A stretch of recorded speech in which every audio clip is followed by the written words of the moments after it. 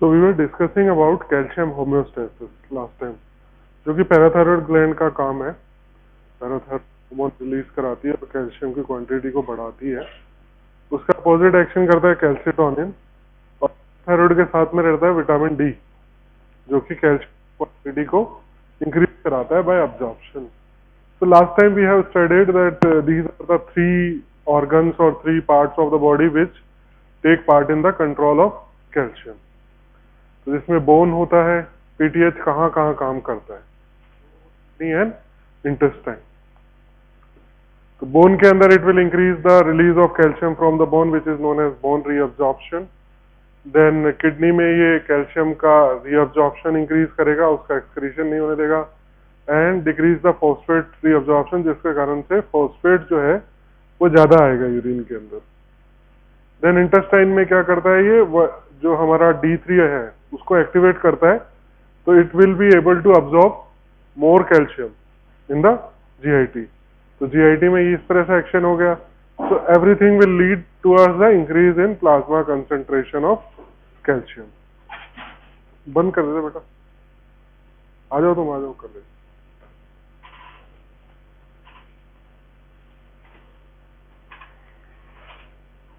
Then this was again the second chart which I think ये सब आपने draw भी किए थे, जो आए थे क्लास में उनको पता होगा। तो सब जो ये आपका विटामिन D3 है,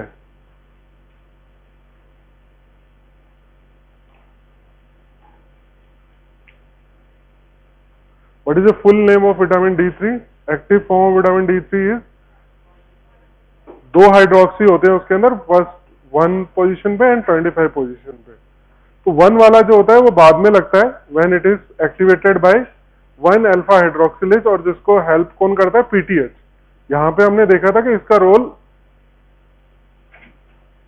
क्लोज द डोर, इंटेस्टाइन पे भी है, ठीक है। तो ये इंटेस्टाइन वाला रोल यहाँ पे हमें देखने को मिल रहा है, और इसके साथ में low calcium concentration, low phosphate concentration will also enhance the function of enzyme which is known as 1 alpha hydroxylase। तो 1 अल्फा मतलब कि 1 पोजीशन पे ये OH को जोड़ देगा at the 25 OH कोलिकैल्सिफेरॉल।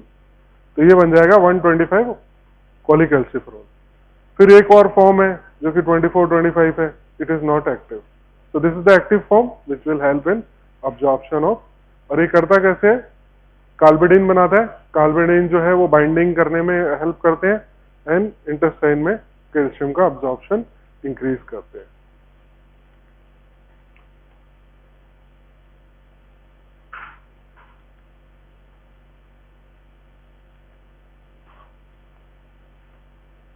Now this is the whole process of the related to the homeostasis of plasma calcium, ठीक है। अब यहाँ पे 25 HCC क्या है? 25 हाइड्रोक्सी पॉलीकैल्सिफेरॉल, आपको पता ही है। देन 125 DHCC है डाइहाइड्रो, जो कि एक्टिव फॉर्म है। तो यहाँ पे आप देखिए फॉल इन प्लाज्मा कैल्शियम हुआ, तो इसके कारण से कैल्शियम लेवल जैसे ही गिरेगा तो कौन रिलीज होगा? PTH, growth hormone. Then it will increase the plasma release of, अगर ये रिलीज होगा तो इसकी क्वांटिटी प्लाज्मा के अंदर इंक्रीज होने लग जाएगी। नाउ जैसे ही इसकी इंक्रीज होगी तो ये 3 ऑर्गन पे काम करता है। First is bone. तो बोन से क्या करता है? रीअब्जॉर्प्शन, मतलब ये बोन में क्लास्टिक एक्टिविटी को इंक्रीज करेगा, ठीक है। तो बोन में कैल्शियम रिलीज कराएगा। यहाँ पे किडनी पे फिर एक्शन होगा इसका। किडनी के अंदर क्या एक्शन होगा इसका? It will enhance the reabsorption of calcium, ठीक है। यहाँ पे आ गया रीअब्जॉर्प्शन ऑफ कैल्शियम। यहाँ पे क्या आ गया? डीमिनरलाइजेशन, ठीक है। तीन दोनों ये लीड कहां कर रहे हैं? To increase in plasma calcium level, ठीक है। Now the third one which is intestine. Intestine क्या कर रहा है? अब यहाँ पे 25 हाइड्रोक्सी कोलिकैल्सिफेरॉल चला गया, ठीक है, but it will be activated by the kidney to form, जहां पे 1 अल्फा हाइड्रोक्सिलेज इस पे काम करेगा and it will be converted to 125 dihydro, and then it will help in absorption of calcium from the gut, और इसमें जो mediator रहता है that is calbindin. So this will also lead towards the ultimate goal which is increase in plasma calcium level. और then this will give the negative feedback and it will inhibit the release of further PTH.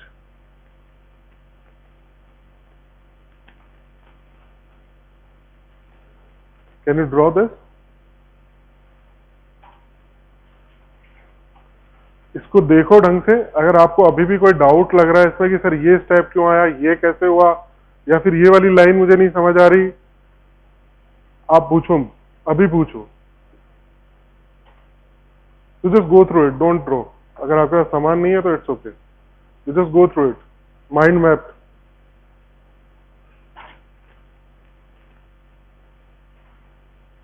Draw करने से समझना जरूरी है कि आपको book में भी शायद मिल जाए सेम डायग्राम, बट आप लोग इस साइड आ जाइए ना, इस साइड आ जाइए, आप लोग भी इस साइड आ जाइए। यहाँ पे जगह खाली छोड़ के ये जूते के कारण कर रहे हो क्या तुम? ओके, पीछे आगे खड़े हो तो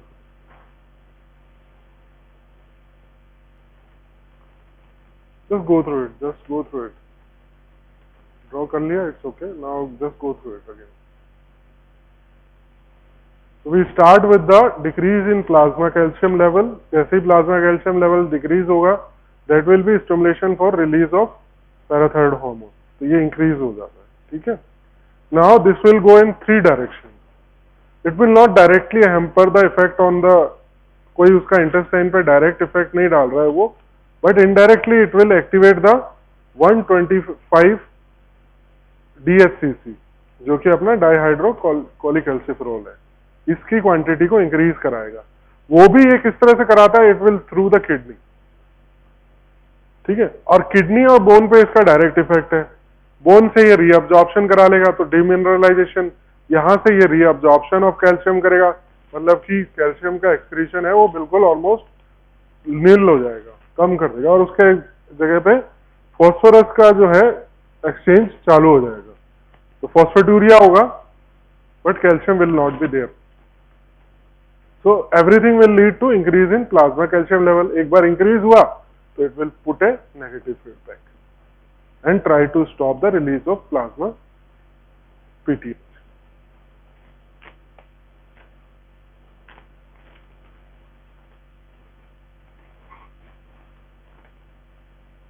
तो ये जो रेशियो है कैल्शियम एंड फॉस्फोरस रेशियो है, उसका कितना होता है, वो करीबन 10 कैल्शियम इंटू ये 10 इंटू 4 होता है।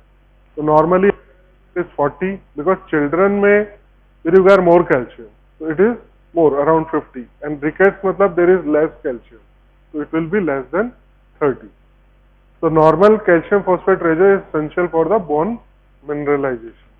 इसीलिए जब चिल्ड्रन होते हैं तो उनके अंदर ये ज्यादा होता है, बिकॉज इनमें मिनरलाइजेशन ज्यादा होगा, प्रोसेस ऑफ बोन ग्रोथ है, उसके ग्रोथ फेज में है bone. Now hypocalcaemia, applied part of the calcium hormone। तो हाइपोकैल्सीमिया मतलब कि आपका जो कैल्शियम लेवल है वो डिक्रीज हो रहा है। हमने क्या पढ़ा था कि 9 to 11 मिलीग्राम पर डेकालीटर के हिसाब से इसका जो है रेंज है, और उस क्लोज रेंज में ये मेंटेन रहता है। तो अगर ये 9 से नीचे गिरता है, मतलब कि 8.8 या 9 से नीचे गिरता है, तो that will be known as hypocalcemia. अब एक सिंपल सी बात है, सीरम कैल्शियम, अब एक इसमें डिजीज है जो कि बहुत कॉमनली बोली जाती है, that is known as, but hypocalcemia हुआ है, बट यहाँ टिटनी नहीं हो रही है। टिटनी हो रही है when it is go below 7, ठीक है? अब टिटनी है क्या? बहुत नाम सुनते हैं हम इसका, tetany, tetanus, tetany. What is tetany? हो क्या क्या होगा क्या इसमें? हाँ, कोई भी जिसको थोड़ा आइडिया बताओ। Repeated muscle contraction, very good. Anything else? भी आप ऐसा वो नहीं है, नथिंग? तुम इधर बैठ जाओ भैया, क्या नाम है तुम्हारा? इस साइड बैठ जाओ कॉर्नर पे। एनीथिंग एल्स कुछ ऐड करना चाहेगा? Now, why this repeated muscular contraction are occurring?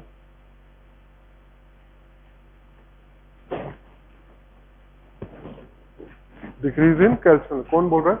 हाँ, डिक्रीज इन कैल्शियम लेवल। अरे यार, तेरे को एक कॉर्नर से उठ के बीच में बैठने वाला, तू पूरा उठ के घूम के वहां वहां जाके बैठ गया। What is the difference you have made? What difference you have made? I wanted to you see कि तुम अच्छे से देख सको इसको। दिख रहा है? Suits to you. बोलो। डिक्रीज इन कैल्शियम लेवल, तो क्या हो क्या रहा है? वो तो हमें दिख रहा है, वो तो हाइपोकैल्सिमिया की बात कर रहे हैं, 7 से नीचे चला गया। देयर इज नो साइंस कि आप डिक्रीज इन कैल्शियम लेवल बोलो। Why decrease in calcium level causes increase in repeated stimulation?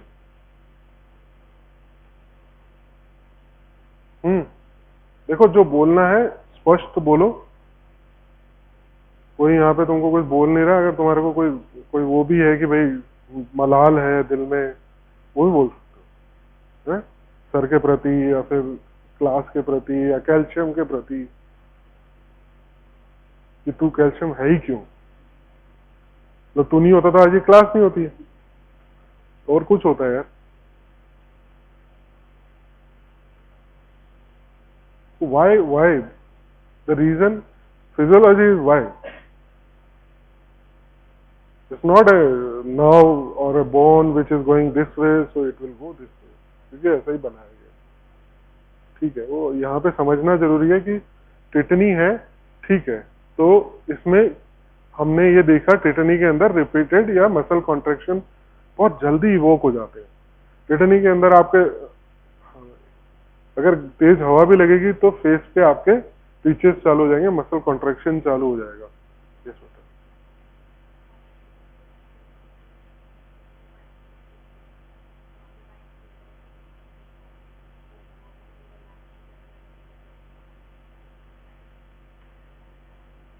Now, where is calcium? Calcium होता कहाँ पे है? Is it in extracellular space or intracellular space?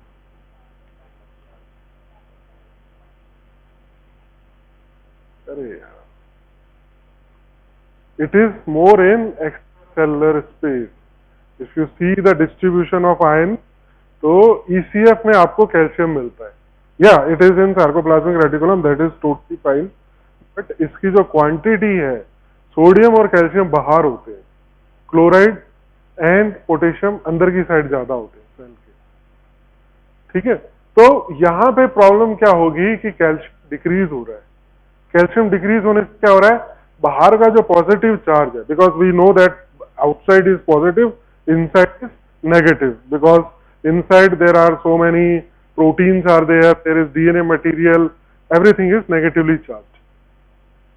तो अंदर negativity ज्यादा है एंड बाहर पॉजिटिविटी ज्यादा है, एंड इसको हम बोलते हैं पोलराइज स्टेट। कि हम बोलते हैं कि हमारा जो नेगेटिव पोल है वो सेल के अंदर है, और पॉजिटिव सेल जो पोल है हमारा वो सेल के बाहर है। That's why it is known as polarize. मतलब दो पोल है वहां पे, एक नेगेटिव है और एक पॉजिटिव है। तो नेगेटिव कहाँ है? अंदर सेल के, और पॉजिटिव कहाँ है? बाहर। तो अब इसको ये पोलराइज स्टेट है। Now if you disturb it, आप पॉजिटिव को कम करो, नेगेटिव तो अपने वही लेवल पे है, आप पॉजिटिव यहाँ है। अब जब एक्शन पोटेंशियल स्टिमुलेट करना होता है तो क्या करना होता है? इसको ऊपर उठाते हैं हम लोग, इसको थ्रेशोल्ड तक लाते हैं, then it shoots and it will like go like this, and then it will go back to its normal. That is known as repolarization. We have again established the negative inside and positive outside. अब आप क्या कर रहे हो? There is a gap, मान लो कि 10 centimetre का gap है, बट आपका पॉजिटिव कम हो रहा है, तो it is going towards the negative. So this gap is reduced to 5 और 6 और 7, whatever it is. So आपका जो थ्रेशोल्ड है वो जल्दी आ जाएगा। छोटा स्टिमुलेशन भी पूरा का पूरा कॉन्ट्रैक्शन इवोक करेगा, और जो मसल्स हैं, जो आपकी नर्व्स हैं, वो हाइपर एक्टिवेट हो जाएंगी, हाइपर सेंसिटिव हो जाएंगी, तो फटाफट वो स्टिमुलेट होंगी। इसीलिए repeated contraction will be scene. आपको सिर्फ हवा लगने से फेशियल जो मसल्स हैं वो कॉन्ट्रैक्शन करने लगेंगे, that is the symptom of tetany. ठीक, so one of the symptom tetany, and tetany occurs when there is calcium is less than 7 milligram per decilitre. इसीलिए इसका एक लेवल डिफाइन हुआ है 7 मिलीग्राम, क्योंकि इससे ऊपर तक तो ये कोई बहुत ज्यादा गैप कम नहीं कर रहा है एक्शन पोटेंशियल के लिए, तो उसको हम टेटनी नहीं बोल सकते, हम उसको अच्छे में बोल सकते हैं, बट टेटनी बोल सकते हैं। ठीक है, so causes are accidental surgical removal, निकाल दिया भाई, गलती से निकल गया, थायराइड निकालने गए थे, पैराथायराइड भी निकल गया, ऐसा होता है बहुत बार। ठीक है, so that is para accidental, और इट्रोजेनिक भी बोलते हैं, जो हमारे सर्जिकल रिस्पॉन्स या मेडिकल थेरेपी के कारण से कुछ प्रॉब्लम होती है तो एक्ट्रोजेनिक बोलते हैं उसको।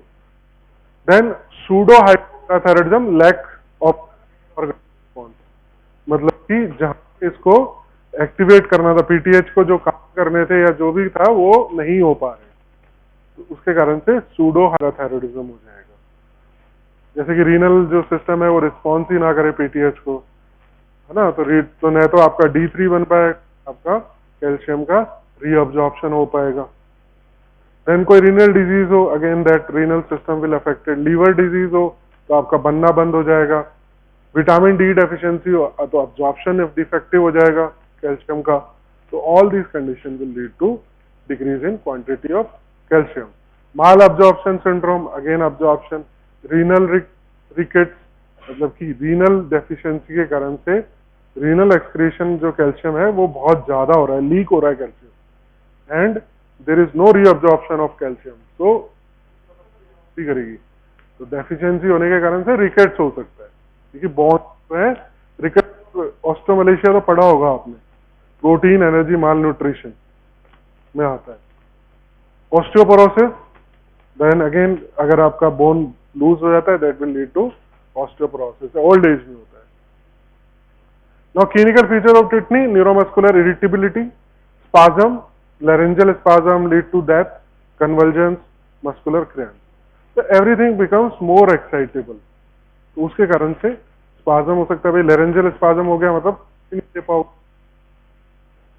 तो ट्रैकियोस्टोमी करनी पड़ेगी फटाफट इमरजेंसी में उस वक्त, ताकि आपको ट्रैकिया को डायरेक्ट खोलना पड़ेगा, लैरिंक्स से नीचे हवा नहीं जा रही, तो उसके नीचे फिर ट्रैकिया आती है, तो ट्रैकिया को खोल के ओपन करो और फिर ट्यूब डाल के छोड़ो, तो यहाँ से लेगा डायरेक्टली। ठीक है, क्योंकि ऊपर का जो वोकल कॉर्ड है वो काम नहीं कर रहा है, वो बंद हो जाएगा और हवा को नहीं जाने देगा। कन्वर्जेंस, बिकॉज न्यूरोमस्कुलर इरिटेबिलिटी है तो ब्रेन भी ज्यादा एक्साइटेड रहेगा, and it will lead to muscle cramp, is the similar as spasm. ECG changes, QT interval जो है वो इंक्रीज हो जाएगा, क्योंकि it is dependent on calcium. Now hypercalcemia, signs and symptoms. Hypercalcemia signs and symptoms depends on the degree of hypercalcemia। कैसे होता है, तो हम पहले डिग्री देखते हैं कौन कौन सी है। तो हाइपरकैल्शियमिया की एक माइल्ड डिग्री है, एक मॉडरेट डिग्री है, एक कैल्शियमिक क्राइसिस है। तो क्राइसिस होता है 14 से 16 मिलीग्राम पर डेकालीटर के ऊपर। देन मॉडरेट है वो 12 to 14 है, मतलब उसके बाद 14 to 16 हमने इधर डाला है, तो ये 13.9 डालेंगे। यहाँ 12 डाला है तो यहाँ पे 11.9, 10.5 to 11.9।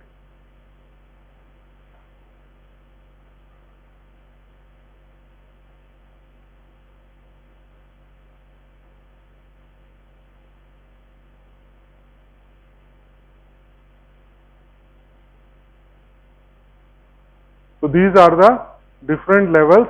तो इसीलिए आप इसमें देख सकते हो फिर से इट इज वेरी सेंसिटिव, कि जैसे ही आपके 10.5 से ऊपर जाने लगा तो आपको हाइपरकैल्शियम दिखने लगेंगे। देन 11 से ऊपर गया, 12 तक गया तो माइल्ड फॉर्म में रहेगा, उससे और ऊपर गया moderate, and then just 14 to 16 नहीं फर्क है, 11 और 14 15 में 3-4 का ही फर्क है, but still it becomes hypercalcemic crisis. Hypercalcium symptoms अब क्या होंगे, जो चीजें वहां हो रही थी हाइपोकैल्शियम में उसका उल्टा सोचो। तो वहां पे हाइपर एक्साइटेड था, यहां क्या होगा पता नहीं, depression, decrease alertness, confusion and coma. GI में मूवमेंट कम हो जाएंगे, मूवमेंट कम हो जाएंगे तो डाइजेशन नहीं होगा, एनोरेक्सिया, कॉन्स्टिपेशन, नोजिया, वॉमिटिंग, भाई खाना खाने का मन ही नहीं करेगा क्योंकि आपके डाइजेस्टिव मूवमेंट ही नहीं हो रहे, डाइजेस्टिव मूवमेंट नहीं हो रहे तो आपका डाइजेशन ही नहीं हो पाएगा। जो फूड की चर्निंग, चीविंग, सारी बहुत सारी चीजें होती हैं जो कि जीआईटी के अंदर के, आप दांतों से उसके बाद अंदर जा कितना उसका काइम बनता है, अब्जॉर्प्शन इज देयर, ठीक है। देन और फिर वो जब एक्सक्रीट होगा तभी तो पेट खाली होगा आपका, तो वो सब चीजें फिर उस अगर वो अंदर ही है तो नॉजिया एंड वॉमिटिंग लीड करेगा। देन रीनल, रीनल में क्या है, diuresis, excessive loss of water, impaired concentrating ability, D. अब जब डायरेसिस हो रहा है तो इट विल लीड टू डिहाइड, hypercalciuria is a risk for kidney stones. अब कैल्शियम बहुत ज्यादा है तो वो यूरिन के अंदर प्रेसिपिटेट होगा, और जब प्रेसिपिटेट है यूरिन के अंदर कैल्शियम तो वो फिर इकट्ठा होके एक सॉलिड सब्सटेंस बना देता है, उन्हीं को हम किडनी स्टोन्स बोलते हैं। Skeletal, most cause of hypercalcemia are associated with increased bone resorption and then इसके कारण से फ्रैक्चर के रिस्क, बिकॉज बोन जो है वो सॉफ्ट हो गई है तो आराम से टूट सकती है, वीक है वो। कार्डियोवास्कुलर, क्योंकि हाइपरटेंशन होगा, because there will be more contraction. अब आप इसको साइन एंड सिम्टम का एक निमोनिक बना सकते हो, stones, bones, groans, thrones and psychiatric overtones. Psychiatric overtones मतलब जो हमारा साइकी है, मतलब ब्रेन है, वो ज्यादा स्टिमुलेटेड हो रहा है तो उसके कारण से, सॉरी नॉट स्टिमुलेट, डिप्रेस हो रहा है बेसिकली, तो उसके कारण से depression, anxiety, cognitive dysfunction, insomnia and coma हो रहा है। ग्रोन मतलब पेट वाला एरिया, तो abdominal pain, nausea, vomiting and constipation. Bones के अंदर बोन पेन होगा, स्टोन हो सकता है, रीनल और बाइलरी स्टोन हो सकते हैं। Crohn's is polyuria resulting in dehydration. Stones, bones, groans, thrones and psychotic overdose.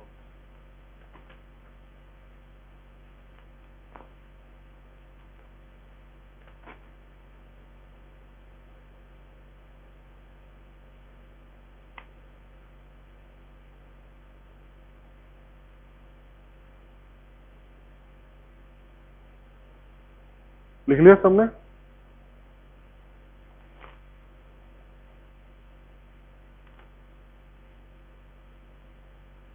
Now we will see the causes of hypercalcemia की causes क्या हो सकते हैं hypercalcemia की। आपको क्या लगता है क्या cause हो सकती है hypercalcemia? तुम बताओ बेटा, बैठे बैठे बताओ, क्या लगता है क्या हो सकता है hypercalcemia, किस कारण से हो सकता है? पीटीएस सही से फंक्शन करे, ज्यादा करे, ज्यादा करे, ज्यादा पीटीएस सिक्रीट होगा, जिसको हम बोलते हैं प्राइमरी हाइपर पैराथायरॉयडिज्म। मतलब कि आपकी जो पैराथायरॉयड ग्लैंड है वो बहुत ज्यादा एक्टिवेट हो गई। अब ये कौन सी कंडीशंस में एक्टिवेट हो सकती है बहुत ज्यादा? बहुत ज्यादा पीटीएस कब रिलीज करेगी पैराथायरॉयड ग्लैंड?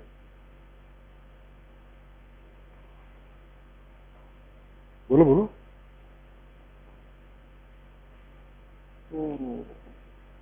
बेटा कैल्शियम की कमी होगी तो हाइपर कैल्शियमिया क्यों होगा, ये नहीं सोचा तुमने? हेलो, हाँ विद्वान है, विद्वान खड़े हो, क्या नाम है तुम्हारा? है तो यार ऐसे कैसे बोल दिया तुमने, है?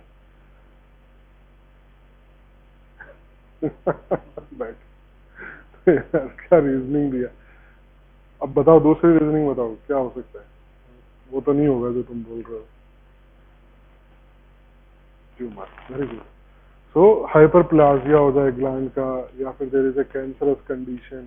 तो देखो दो तरह के हाइपरथायराइडिज्म होते हैं, one is primary and second is secondary, ठीक है।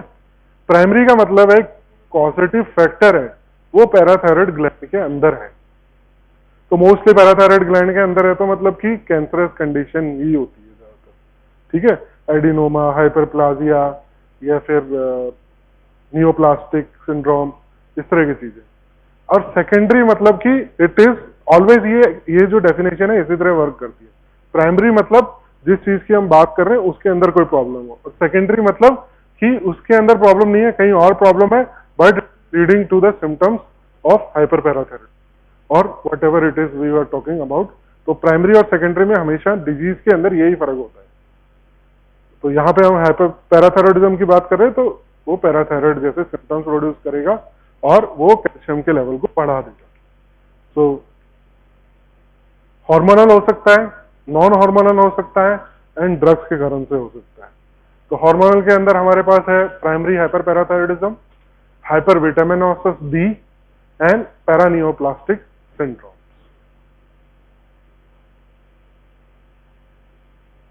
नॉन हार्मोनल में हो सकते हैं कि भाई रीनल फेलियर हो गया हो, रीनल में कुछ प्रॉब्लम है, मिल्क एल्कली सिंड्रोम है, इसमें कैल्शियम बहुत ज्यादा खाया जा रहा है, उस कारण से कैल्शियम बहुत ज्यादा,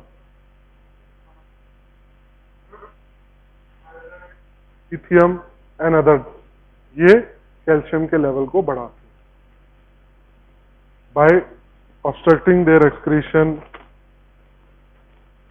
These are the three causes, main causes of hypercalcemia: hormonal, non-hormonal, drug। Easy है इस तरह से याद करना इनको। हार्मोनल बस हार्मोन्स जो थे, तो आपके पास हार्मोन्स कौन से थे? पीटीएस था एंड साथ में उसके विटामिन डी था, तो दोनों की इंक्रीज हो जाएगी quantity. And third paraneoplastic syndrome, कि मतलब कैंसर कहीं और हुआ एंड उसके कारण से पैराथायरॉयड जैसे सब्सटेंसेस रिलीज हो रहे हैं, पैराथायरॉयड को के जैसे एक्शन कर रहे हैं, इसके कारण से कैल्शियम जो है ब्लड के अंदर बढ़ रहा है। Now primary hyperthyroidism is the most common cause and result from the adenoma, multiple adenoma, hyperplasia and malignancy of very very rare, it is very rare, the defect lies within the parathyroid। अब secondary होगा तो जो है problem जो है it somewhere else.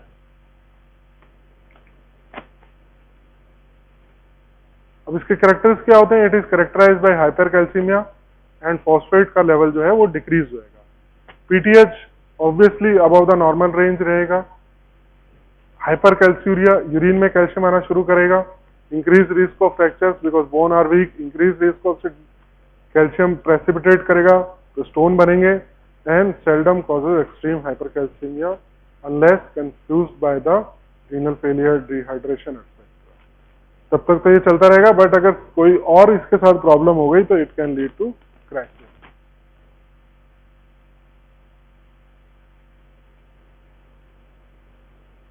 Now adenoma होता है, most common adenoma is,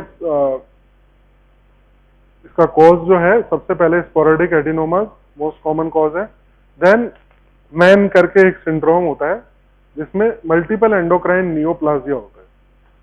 man का मतलब है मल्टीपल एंडोक्राइन नियोप्लाजिया, मतलब बहुत सारी ग्लैंड इसमें एक साथ इन्वॉल्व हो जाती है। कौन सी है? Pituitary, pancreas and parathyroid. तो इनके अंदर सबके अंदर एक्टिविटी एकदम से इंक्रीज हो जाएगी जिसके कारण से कैंसरस कंडीशन है। Then MEN 2A, different varieties होती हैं। Then familial hyperparathyroidism without the other tissue tumour seen, MEN 1, MEN 2, the gene known. So all the conditions which are here are related to some kind of cancerous condition।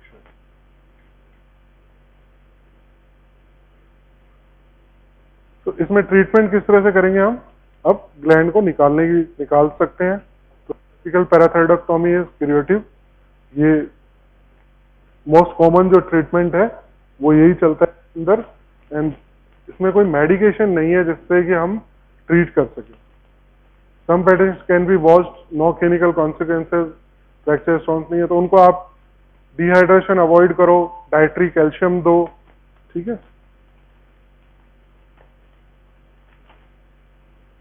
Dietary calcium मत दो, मतलब sorry ज्यादा।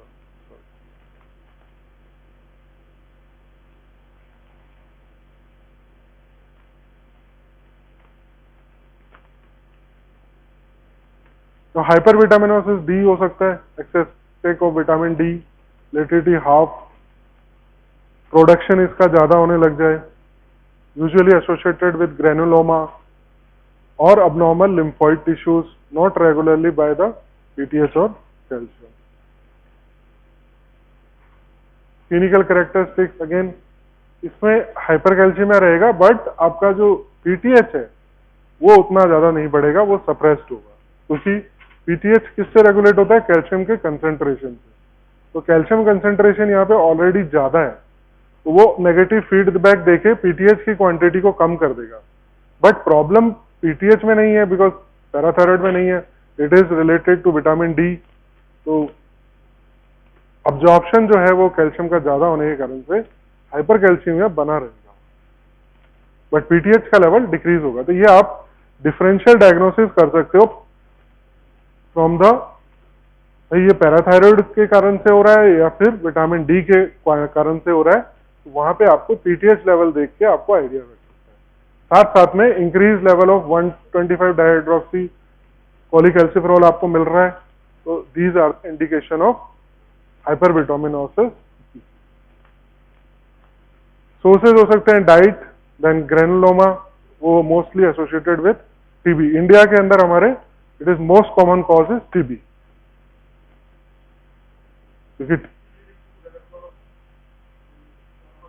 जिसके कारण से आपका ये lead करता है। Lymphoma, non hormonal now, it is related to milk alkali syndrome, intake of high doses of calcium and absorbable antacids, rare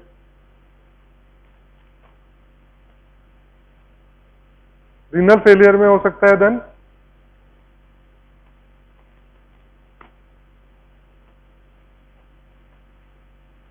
renal failure में अब ये बात है कि देयर कैन बी और देयर कैन बी हाइपोकैल्सीमिया। अब रीनल के कारण रीनल फेलियर हो गया, अगर रीनल या तो रीनल क्लियर नहीं कर पा रहा है और या फिर ज्यादा क्लियर कर रहा है, तो क्लियर कर रहा है, लीक हो रहा है कैल्शियम, तो it will lead to hypocalcemia. और अगर निकलने ही नहीं दे रहा, उसको फिल्टर ही नहीं करने दे रहा, तो हाइपरकैल्सीमिया हो सकता है। So hypercalcemia usually result from a combination of factors including decreased calcium clearance and increased bone reabsorption. इसमें पीटीएच जो होगा वो एलिवेटेड मिलेगा। Low endogenous dihydroxy and exogenous may contribute to hypercalcemia.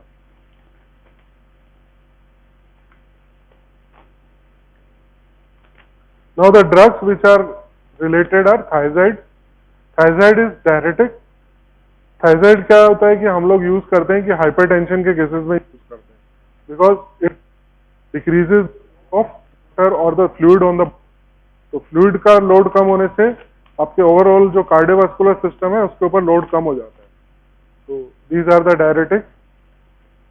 Stimulation, it stimulates the renal tubular calcium reabsorption and decrease the urinary loss of calcium. So ultimately, it can lead to hypercalcemia.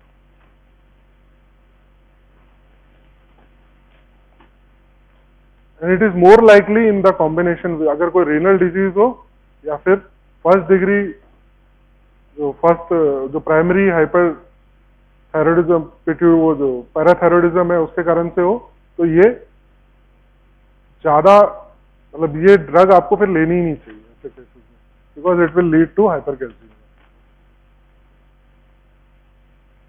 Lithium induced hypercalcemia. Lithium may associated with hypercalcemia doses routinely used to treat the bipolar affective disorders. तो इसका duration कितना है उसके ऊपर आपका factor depend करेगा, बहुत लंबे टाइम से ले रहे हैं। ये सेट पॉइंट के कैल्शियम को इंक्रीज कर देता है, जिसके कारण से पीटीएस सिक्रीशन इंक्रीज हो जाता है and it will increase in the calcium levels, and it also augment PTH effect at the target tissue, जैसे कि bone and kidney। तो 3 फैक्टर हो सकते हैं इसके जिनके कारण से, एक तो ड्यूरेशन, बहुत लंबे टाइम तक ले रहे हैं, तो it will increase the calcium absorption and it will shift the calcium regulation point towards the higher point and it will effect the target tissue. Vitamin A बहुत ज्यादा ले रहे हैं तो it can induce the hypercalcemia.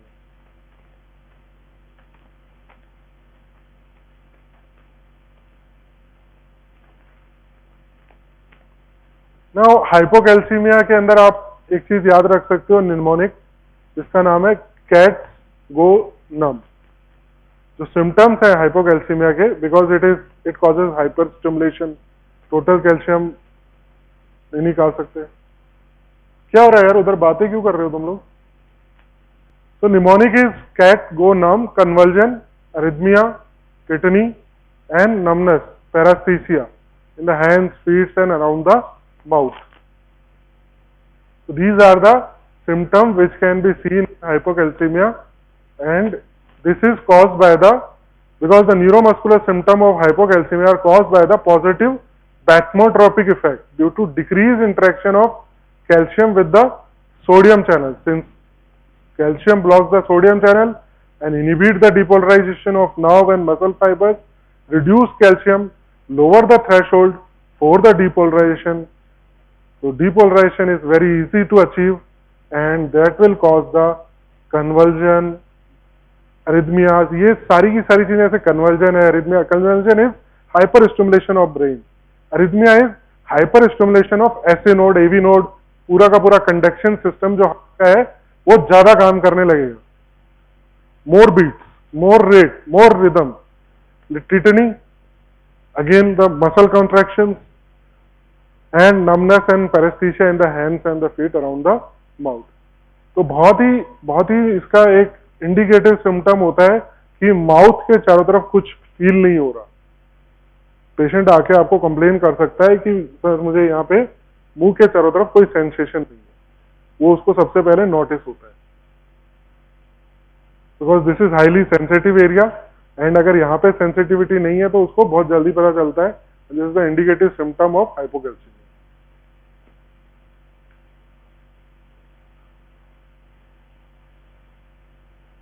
Now involuntary muscle contraction, neuromuscular junction पे क्या होगा, tetany जिसको हम बोल रहे हैं, which is involuntary muscle contraction, and seventh cranial nerve excitability, जिसके कारण चॉस्टेक साइन हमें देखने को मिलता है, numbness, tingling in the face, hand, feet and Trousseau's sign. Trousseau's sign hand में होता है, that will be seen, and जो ये चॉस्टेक साइन है वो जैसे मैंने आपको बताया कि आपको थोड़ी भी हवा लगेगी, आप बाइक चला रहे हैं, हवा तो ऐसे कुछ नहीं होता ना, बाइक चलाते तो ठीक है, ओके, बट अगर आपको हाइपोकैल्सीमिया और आप बाइक चला रहे हैं और तेज चला रहे हैं, हवा लग रही है, तो आपके पूरे फेशियल मसल्स कॉन्ट्रैक्शन करना चालू कर देंगे। और भी इसको टेस्ट करने का तरीका है, अभी आगे फोटो आएगा, देखते हैं। सीएनएस के बाद अंदर इरिटेबिलिटी बढ़ जाएगी, seizures, personality changes, impaired cognition, cardiovascular activities prolongation extreme, तो अरिथमियाज हो सकते हैं इसके अंदर। This is Chvostek sign. Just आप एक बार टैप करोगे फेशियल नर्व का, जहां से ओरिजिन होता है, इन द फ्रंट ऑफ ये जो हमारा टर्गस होता है कान के सामने, अभी जस्ट आप टैप करोगे तो फेशियल मसल उस साइड की कॉन्ट्रैक्शन करना यहाँ पे, दिस प्लेस। तो आप ऐसे एक बार टैप करोगे, मसल कॉन्ट्रैक्शन चालू हो जाएंगे उस साइड में।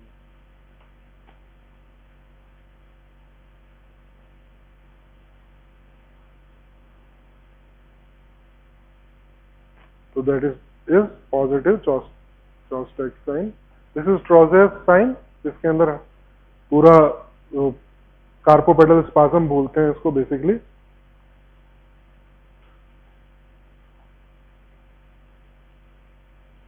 पॉइंटिंग फिंगर, पूरा का पूरा हाथ जो होता है ये metacarpal, interphalangeal joint, except the index finger का जो रहता है, इसके अलावा सारे के सारे स्पाज्म में चले जाते हैं, हाथ आपका ऐसे होता है। ये जो जॉइंट है ये वाला भी मुड़ जाएगा, and wrist joint and the all the other joints.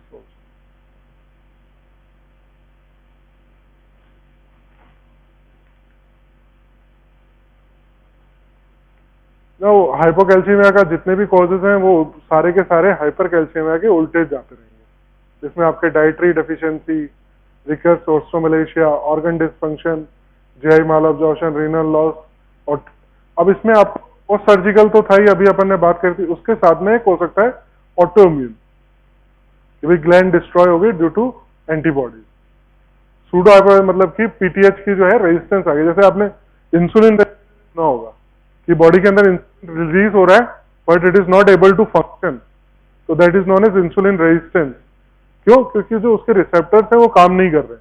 तो सिमिलरली यहाँ पे भी वो चीज हो सकती है। इडियोपैथिक, जिसके कॉज हमें नहीं पता है, दैट इज इडियोपैथिक।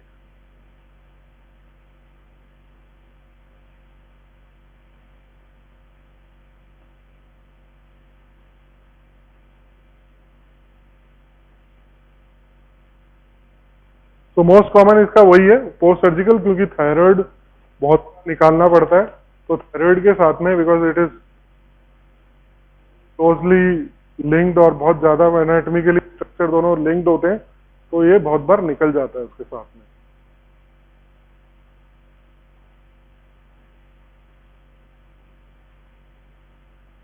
ट्रीटमेंट क्या कर सकते हैं अपन, बाहर से इसको सप्लीमेंट कर सकते हैं, विटामिन डी दे सकते हैं, कैल्शियम सप्लीमेंटेशन दे सकते हैं। On the use of vitamin D and calcium supplementation पे ही इसका पूरा ट्रीटमेंट बेस्ड रहता है। PTH is not available clinically, और रिप्लेसमेंट थेरेपी नहीं दे सकते उसकी हम। और इसका गोल रहता है हमारा कि ब्लड के अंदर जो कैल्शियम है वो बना रहे और कोई सिम्टम्स ना आए।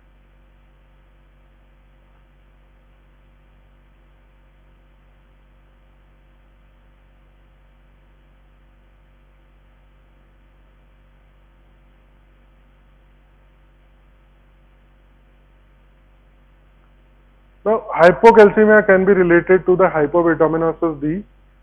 अब इसमें क्या होता है कि इनएडिक्वेट डाइटरी सप्लाई हो, इनएडिक्वेट एक्सपोजर टू सनलाइट है, deficiency of vitamin D synthesis and defect in vitamin D receptor. तो कोई भी चीज हो सकती है इसके कारण से विटामिन डी की डेफिशिएंसी हो सकती है। Syndrome broadly categorise as rickettsia and osteomalacia. बच्चों के अंदर रिकेट्सिया होता है, एंड अगर एल्डरली में देखें तो that disease is known as osteomalacia, and it is related to decreased GI absorption of calcium and tendency toward hypocalcemia.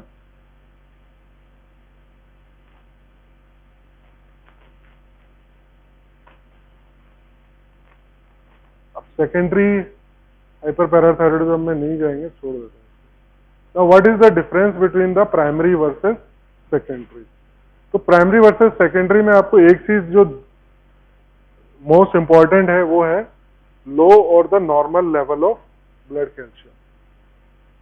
PTH level दोनों में सेम रहता है। यूरिनिक कैल्शियम यूजुअली लो रहेगा इसके अंदर, एक्सेप्ट कहीं पे लीक होने लग जाए तो। अब नॉर्मलिटी और डिस्फंक्शन पैराथायरॉयड में है,